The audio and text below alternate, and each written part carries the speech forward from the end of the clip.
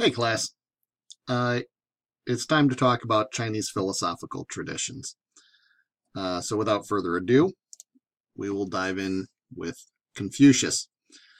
Uh, Confucius, as you can see, lived during the time of warring states. That's this period of tumult and chaos in China after the Zhao dynasty was destabilized. Their state broke into between 8 and 10 parts, ruled mainly by warlords who fought over the remnants of this once unified state.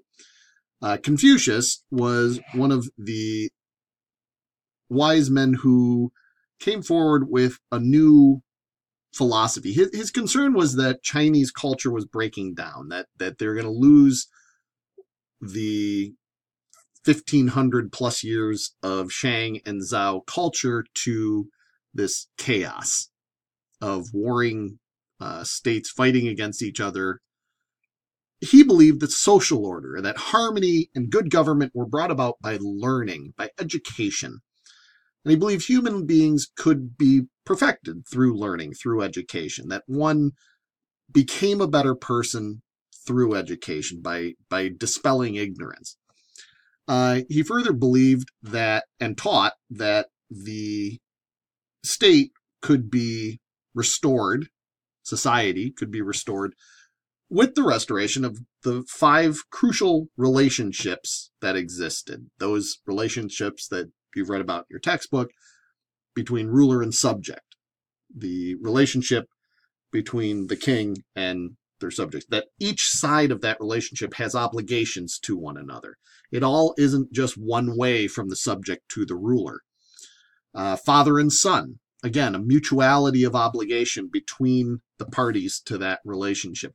Husband and wife, older brother and younger brother, between siblings, and of course between older and younger friends, i.e. the mentoring relationship that often happens whether in business or in a professional relationship. Confucian ideals also included a belief in personal virtue, that the idea that if you were a good person and you acted properly, those people who acted properly, that were good people, would also lead to a good government. Respect for elders, respect for one's parents from children was also an important aspect of Confucian instruction. And of course, this ties into the ancestor worship idea that we've talked about previously in class, filial piety, this idea of respect for one's parents. Now, many of his teachings were contained in a series of books called the Analects, which roughly means conversations. Candidly, not all of these sayings could be attributed directly to Confucius the man, but they certainly reflect his philosophy, his ideals, and the focus again was on these interpersonal relationships, on those importance of those relationships and how to maintain them and achieve them. Now, his was not the only philosophy that came about during this time. We've talked about legalism, the philosophy espoused by the Qin dynasty. Legalists believed that government, not virtue, not personal virtue, but government was the key to restoring order to China. That out of this time of warring states, the thing that would best unify the state would be a strong government enforcing laws strictly against the people. Those who carried out their duty, those that did what they were supposed to do, were revered, and legalists advocated harsh punishments against those that did not fulfill their duty. There's kind of a state of nature view. The legalists looked at people that as selfish and greedy and generally bad people, but they could be made good by laws, by the enforcement of laws, by a strong government. And of course, the Qin dynasty applied legalism throughout their government, and the result was an authoritarian government. We've talked about it in class, but it bears repeating. Obeying the government was more important than exercising individual freedoms or individual liberties. In fact, disagreement with the government was seen as a capital offense, hence the murder or execution of Confucian scholars that criticized the legalist doctrines of the Qin dynasty. Legalist philosophers argued, look, we should burn the writings that are critical of the government. They serve no purpose to the government's goals. Again, something that we today in the West would struggle with, but very much a purposeful philosophy that fit the China of the Qin dynasty. Finally, we come to Taoism. Lao Tzu and the Tao Te Ching, or the Way of Virtue, is the manual that contains sayings and teachings of Lao Tzu, who taught that there was this universal force, Tao, which was a guide to all things alive. And Lao Tzu pointed out, look, nothing in nature strives for fame and power. No animals are seeking to become the most famous. They are at one with Tao. They are one with the way, which of course, Tao, it means the way. Only mankind resists the way by striving for fame, by striving for power, by acting unnaturally and against their nature.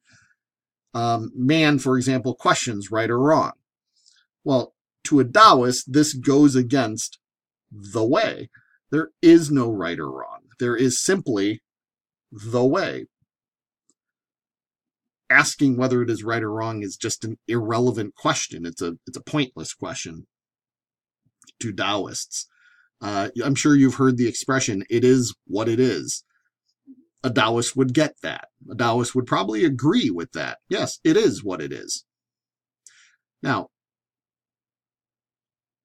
we have a different moral or ethical position. Many of us have a different moral or ethical viewpoint where that might not satisfy us.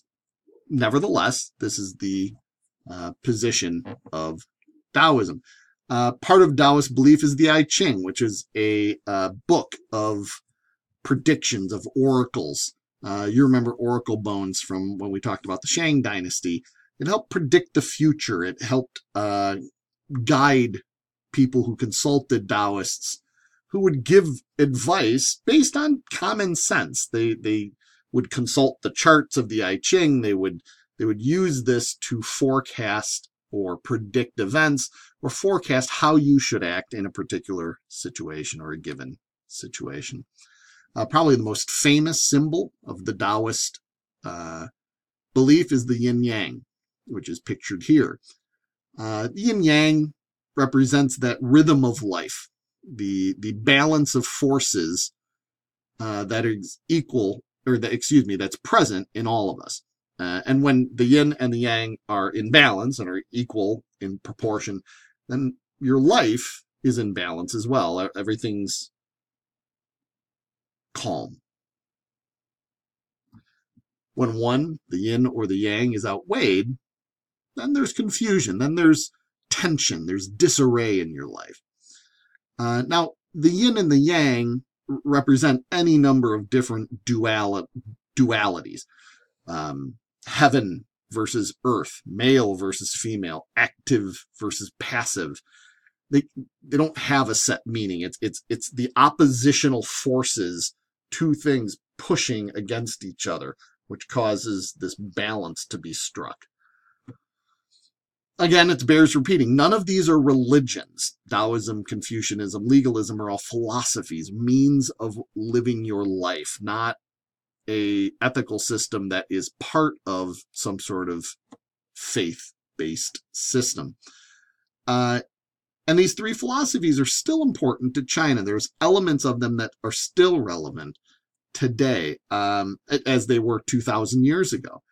Confucianism represents this individual's moral duty as well as the government's duty to its people. as borne out by Confucian teachings over the centuries. Daoism represents this individual freedom and the idea of spontaneity and living your life the way you want to live it, as well as a mystical system. It's hard to wrap your arms around Taoism. It's like trying to capture smoke. Legalism, of course, is reflected in the uniformity and the rule of law, that laws must be respected and followed for the betterment of the state and the people. Please fill out the Google form. I look forward to your questions and seeing you tomorrow. Good night.